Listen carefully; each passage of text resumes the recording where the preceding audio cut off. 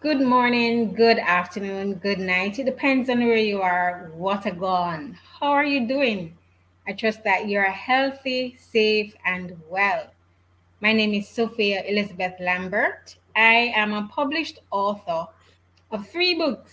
Yay! They're titled Hope Deferred, Rise Up, Mentoring Boys to Become Men of Integrity. And I recently released a book titled An Effective Guide, a guide to effectively mentor boys to become men of integrity. Those books are the reason why I'm having this YouTube series on mentoring boys, just to provide additional resources so that we can change the future today of our young men. And today, our discussion is on the damaging rules of masculinity to relationship. Relationships are a vital part of our being, and especially our romantic ones. Relationship rules are learned behaviors.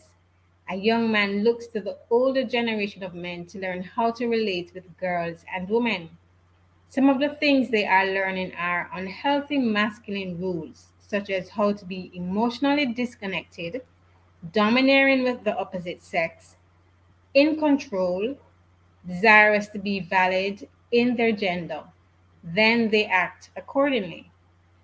Today, I have a special guest to help us work through these damaging rules of masculinity to relationship. His name is Dr. Andrew L. Blackwood. Now, let me introduce Dr. Blackwood. For more than 16 years, he has been affectionately known as Coach Drew. The Healing Communication Coach has been connecting deeply with individuals, parents, teens, and organizations to support their growth and healing through speaking, coaching workshops featuring his book, The Art of a Genuine Apology, as well as media consulting on shows like 100 Huntley Street, The Perspective, and 700 Club Canada. Coach Drew is fulfilling his purpose to impact relationship culture around the world.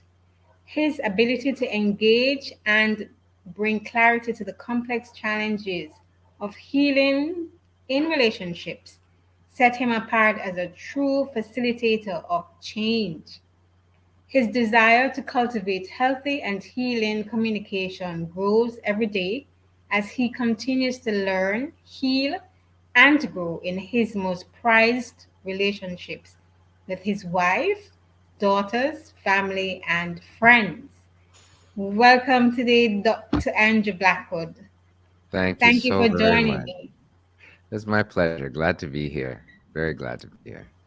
Thank you. Now, one of the things I would like us to start off with, can you give us a bit of idea of why the masculine rules? Why do they exist? Why do masculine rules exist? Is that the Yes. question? Well, I think rules are essentially governing principles, right? So there are some laws that exist whether or not we know what they are, right? As human beings, we are relational, spiritual creatures. So, regardless of whether or not we know this, we're going to function based on those laws. Rules, however, might be a little bit different. So, rules might be societal kind of inventions. And once again, we may not be aware of what those are, but the more we look at our behavior, we'll discover the actual rules that we live by. So we live by these rules. They're passed down, as you talked about in your introduction. People look to the older generations for those rules, and we live by those rules. So we can't exist in a world without laws or without rules. The real question is, are we living intentionally? Do we know the rules that we're choosing to live by? And are we content with the outcome? Right? So rules exist everywhere. The real question is, are we aware of what those rules are, and are we living by them intentionally? In other words, These masculine rules are necessary. They just need to be healthy. That's the opportunity, right? We will always live by rules, but it's important, yes, to look at those rules so that they can be healthy. And that's what I do. I seek to help people experience health and healing and through communication, because even those rules that we exist by, they live in our minds and our hearts as beliefs. And we are talking to ourselves continually about those beliefs, whether we know them or not.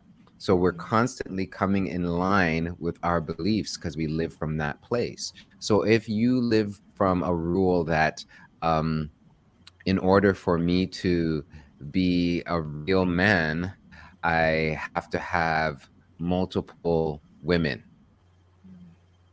That's a rule. Yes. Is it a law?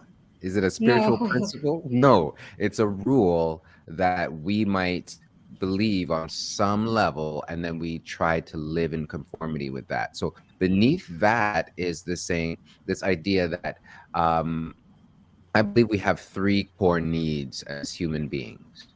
One of those needs is to feel safe, safe and secure. Another one of those needs is to feel significant, to know that I belong, that I matter, that I'm making a difference, that if I'm not here anymore, I will be missed, right? I'm Yeah. worthwhile. All those things have to do with significance. And the other one is strength. Nobody wants to feel powerless. As human beings, we want to know that our choice, our being, there's some efficacy with that. So even this idea that I have to have multiple women and make children everywhere, this is an idea that some people believe. At the core of it is this need for significance, this need for strength, because that's what it equates to, right?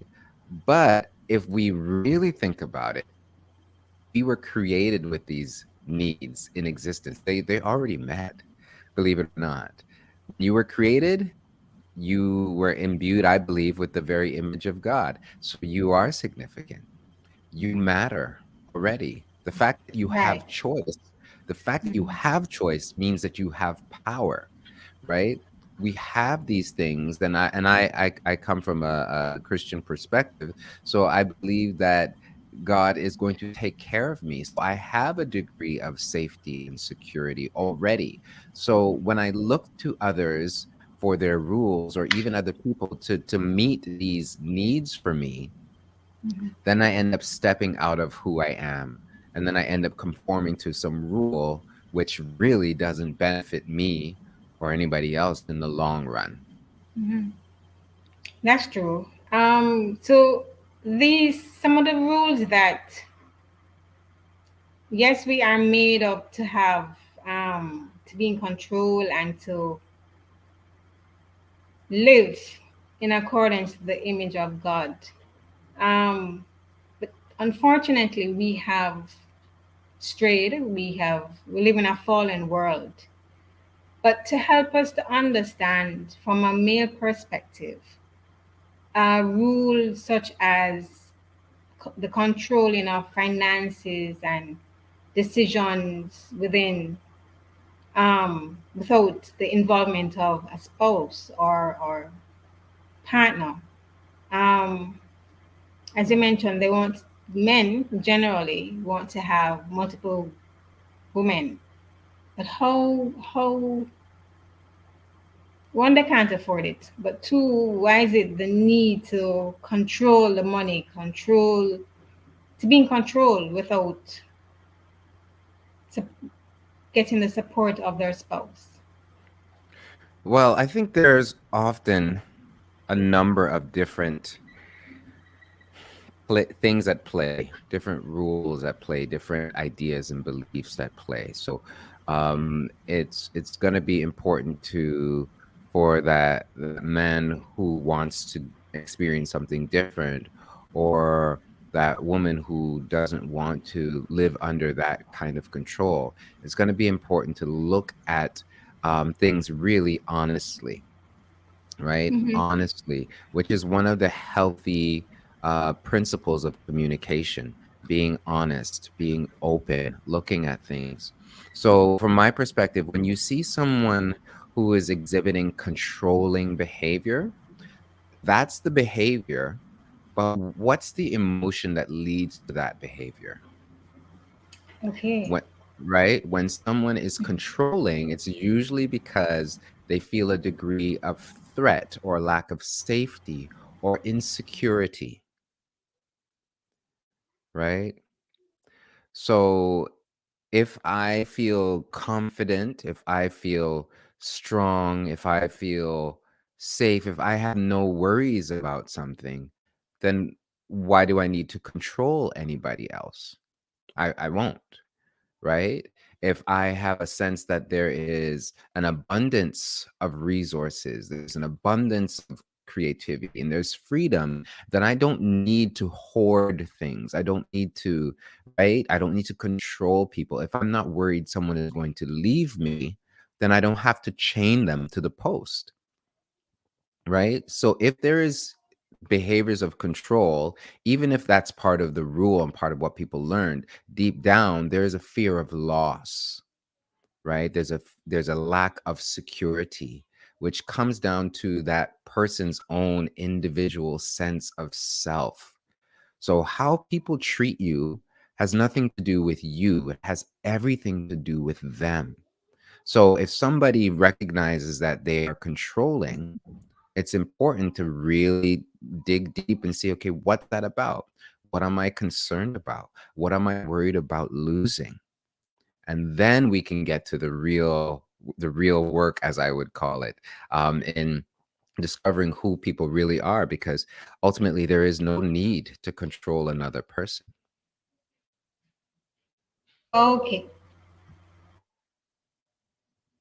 Okay. Sorry, I got distracted a moment ago. So, That's okay. in how can we, having that individual discover the root of the fact that at the root there is a need for healing? Because if there's insecurity, then they need to become secure, have some measure of self security. How can a young man get to that point where he's able to heal from there so that he no longer, because I think sometimes, I'm assuming that sometimes the desire for control supersedes everything else. How can a young man be willing to relinquish the need for control and to heal from there? Well, part of it is when I think about emotional development and my even definition of strength, there's an aspect of what I call tolerance. So there's three important things, and I talk about this a lot when I'm doing internal work with people, whether it's through journaling or even talking with them. So we talked about openness and honesty a little bit earlier.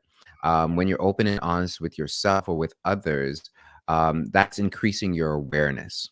What's really going on? Asking yourself some good questions. And then when you become aware of things, it's going to be important for you to be able to tolerate what you become aware of. So when I say tolerate, I mean be able to endure what that feels like. Feeling powerless is not fun. I don't know anybody who enjoys that, right? Feeling vulnerable is not enjoyable. It's actually uncomfortable, right? So when we look at our history, when we look at our pain, sometimes when we look at our actions, if we're really honest with ourselves, that's challenging. But it's important to be able to tolerate what we feel so that we can move to that third element of growth, which is intentionality, right? So when I become aware that, you know what, how I've been treating this person, that's not good. That's not kind. That's not the way that I was designed to be. I'm feeling insecure, and that's really what's causing me to do this. Right? You start to take that ownership, and it's difficult. Then you can then be intentional. How do I want to be? What am I afraid of losing? Right? What do I want to do? How do I want to move forward?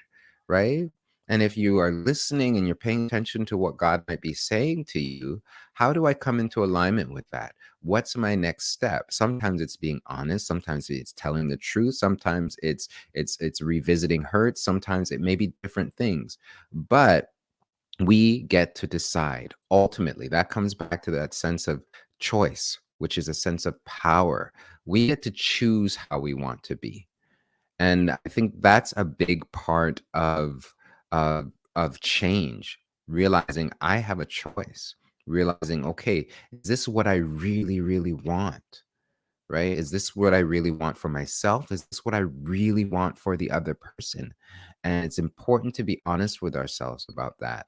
So we have choice. So if 99 people, right, 99% of people in the world are going to jump off the bridge, are you going to jump off the bridge just because other people are jumping off the bridge? No, you don't have to do that. You have a choice. So if every other man in your life goes around doing certain things, do you have to do that? No.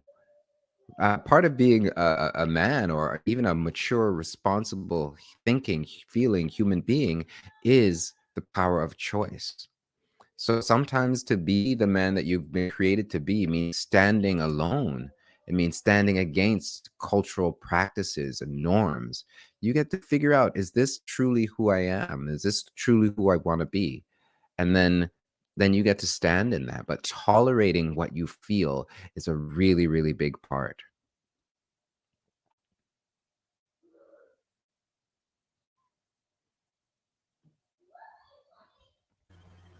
I totally agree with you because those what you had just said will help a young man to break the cycle of that unhealthy, damaging masculinity towards the woman they're with.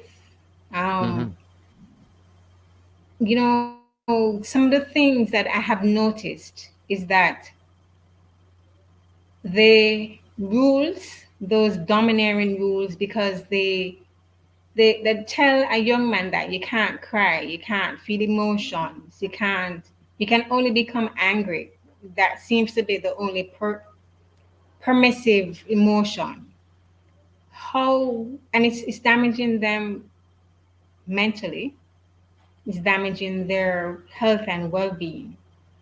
As a coach of healing, how can a young man go beyond that um, that rule of being emotionless or be disconnected so that he can heal emotionally?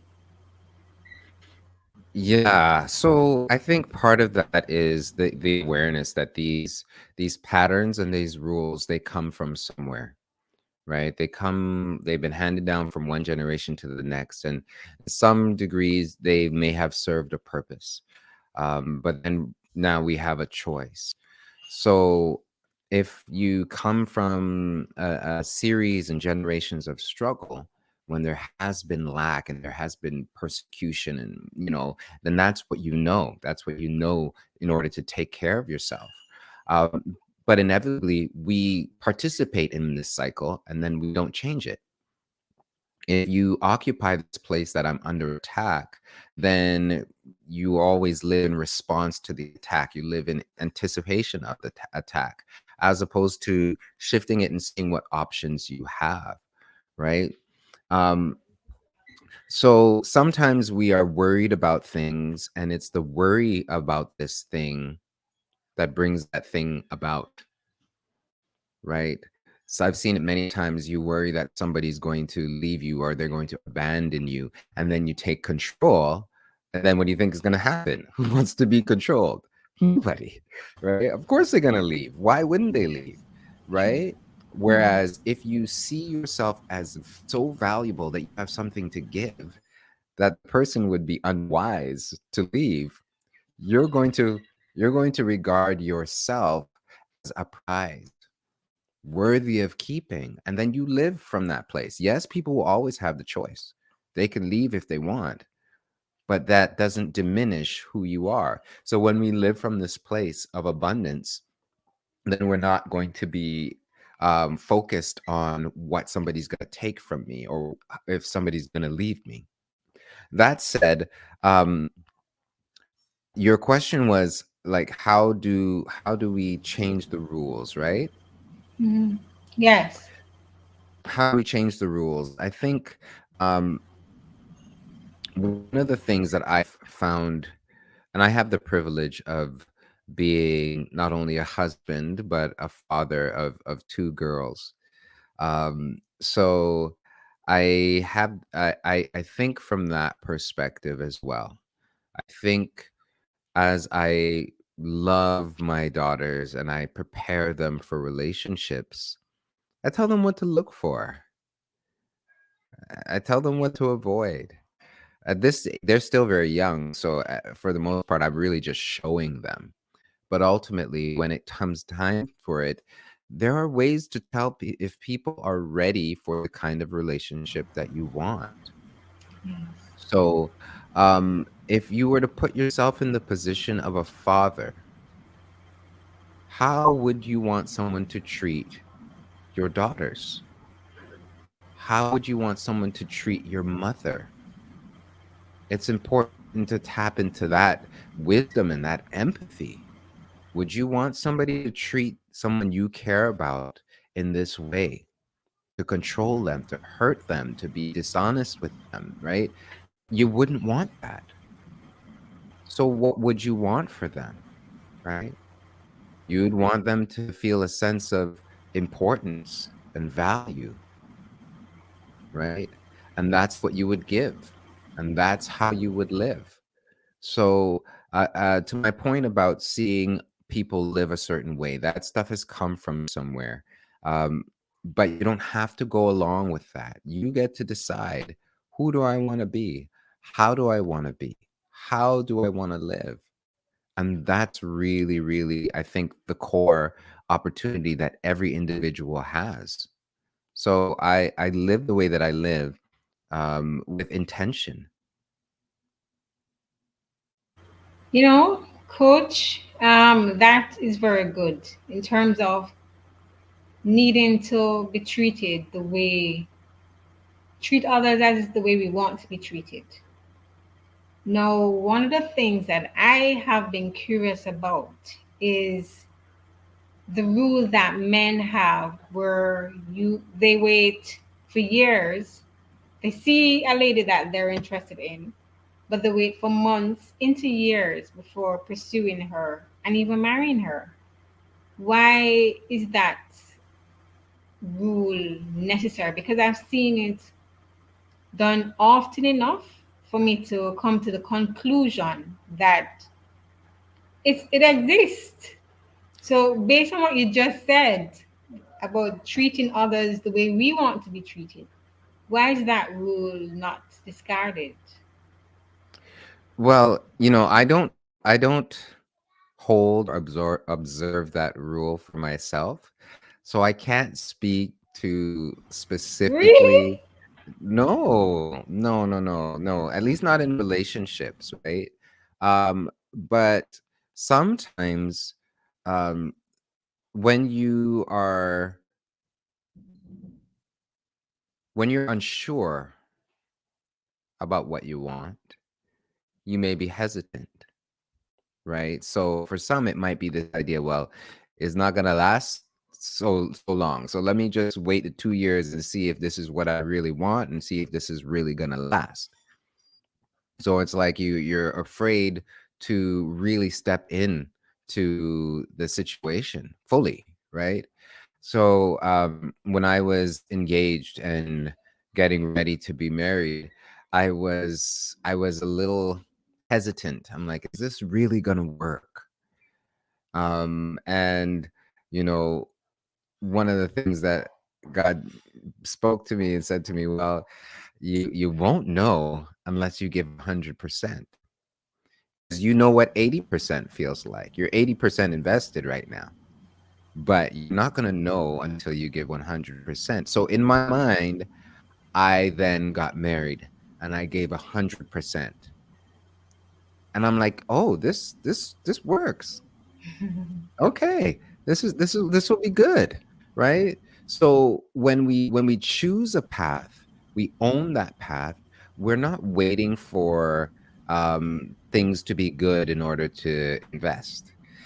So this comes back around to this whole idea of what do you bring, right? A lot of the times people want the relationship to make them feel a certain way, right? They want the relationship because it's what it's going to do for them, but that's a really unhealthy way to engage in relationship. What's more healthy is, what do I have to bring to this relationship? How am I going to better this person's life? What am I bringing? Right? It's not what I want from this person, it's what I want for this person. Can you make their life better? If you can, hey, that's a good indication, right? So yes, there's definitely importance to ask those questions. Can I live with this person? Is this person, the kind of person that inspires me and impresses me and all those kinds of things? But ultimately, the deciding factor cannot be, how does this person make me feel, right? Because feelings, they come and they go. And a lot of the times, men don't realize they're driven a lot by their emotions. You mentioned the point about, you're allowed to show anger, right? But anger often is a secondary emotion, meaning it's the thing that comes after the first emotion. So, if we feel rejection, or if we feel fear, if we feel powerlessness, then sometimes our response is anger, right? Our response, our secondary emotion is anger. So it's important to look at what's beneath that. So the behavior, it might be controlling. Again, you look at the behavior beneath that. What is that, right? So if you look at, in this instance, you're saying people are waiting 2 years. What's the holdup? What are you waiting for? What are you unsure about? What is your real motivation here? So again, I can't speak to that per se in relationship, but in other areas where I've been hesitant, there has been a degree of uncertainty. And a lot of the times where there's uncertainty, there's also anxiety, right? A lot of people might not want to own that they're feeling anxious, but a lot of the times when we feel anxious, which is a negative, basically, anytime you picture the future in an unpleasant way, you're going to feel anxious. So, on some level, people are filling in the blanks of uncertainty with something that's making them feel anxious. Well, I don't know what it's going to be like if I commit to this one person, right? Will I actually be satisfied? Will I be fulfilled, right? But although that's a question, they're not really realizing that they're imagining the answer to that question being no. I won't be fulfilled. I'll be dissatisfied. I'm not going to be happy. My eyes are going to wander. I'm going to want this. I'm going to want that. Right. So they're already filling in that moment of uncertainty with these negative things, which is producing this anxiety, which then produces the choice. Well, in order to address the anxiety, I'm not going to commit. I'm going to have multiple relationships. I'm going to do this. I'm going to do that. And then what does that do? It then continues that cycle. They are, in essence, proving themselves wrong. They are basically coping with that anxiety by making themselves feel good by doing these relationships. But ultimately, are they content? Right? Ultimately, are they fulfilled? Ultimately, do they feel a sense of pride? And is that carrying down the legacy that they want? For some people, they may say, yeah, that is what they want, right? And so to the onlooker, right, to the woman who is saying this is how they've been making choices, don't sign up for that. Don't get into the car if you know where they're going. Don't get into the vehicle, right? If you know how that's how they're choosing to be at this point in time, exercise your choice elsewhere. I totally agree. Very good. In our last few minutes, or our time is just about finished, can you help a young man to redefine his masculinity into a healthier perspective? Yeah, I'm a work in progress myself, so there's always room to grow. But where I am right now is recognizing um the very nature of who I am. Yes, created in the image of God and a unique expression of me. We're not designed to be like anybody else. So you get to figure out what is the value of you. What is it that you have to offer that nobody else does? Right? So sometimes we live to please other people, we live for affirmation from other people, we live trying to compare and compete with others. And I'm believing that really doesn't get you anywhere. So if you want to find your place in the world as a man, it's really about understanding who you are, knowing your value, and then being courageous enough to value yourself and live from that place. So if you've been created and you want to run, that's what you want to do with if that's how you want to invest your life, run. Be the best runner you can be. But if you want to paint, then do that. If you want to speak, do that. Be that. But it's really about getting a sense of who you are. And sometimes in order to know ourselves, we get to pull away from others and spend some time by ourselves, communing with God, like really asking those important questions, reflecting on your life. What has been important to you pretty much all of your life? Because those things aren't going to change. Even in the absence of people in your life, if that's a source of pain for you, right? The truth is you've longed for a relationship, right? And that could be a real important key for you. You are a relationship oriented person. Like your purpose in life might be to help people have healthier relationships. So that very thing that happened to you doesn't happen to somebody else. So I definitely think one of the keys to being um, a man of integrity is knowing who you are, pulling aside, taking the time to know yourself, and then to value that self so that as you live, you're an expression of yourself, not in competition, not in contrast or comparison to others, but you're going to cultivate this level of confidence in who you are and why you're here. And then you can live with that intention and that integrity. Very well said, Coach. Thank you so very much. I You're appreciate you welcome. taking the time to speak to our young men so that they can do things differently, so that they can be better for it throughout their lives. I also want to tell our viewers thanks again for watching. Remember to mentor a boy so that we can change future history today. A young man does not have to walk the same path that his father did or his grandfather, but we can change and break barriers for them. So, thank you. Have a great day and many blessings to you all. And remember to purchase the books.